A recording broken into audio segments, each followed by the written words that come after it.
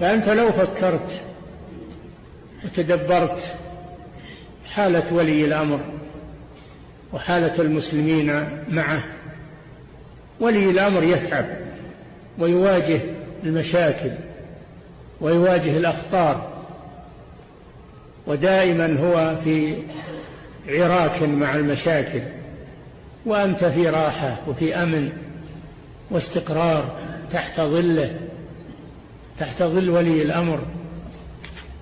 فهذا مما يوجب الشكر على المسلمين، أن يشكروا الله الذي جمعهم وأقام لهم إماما يسهر على مصالحهم وعلى أمنهم واستقرارهم.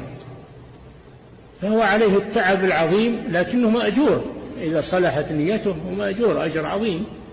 ونحن في راحة وفي استقرار وفي أمن وفي رغد من العيش. هو كما تعلمون هو دائما يصارع المشاكل، دائما يحاذر من العدو، دائما يخشى من هجوم العدو ومن مخاطر الفتن والشرور، وأنتم آمنون مستقرون تنامون وتأكلون وتشربون. فهذا يجب على المسلم أنه يتفكر فيه.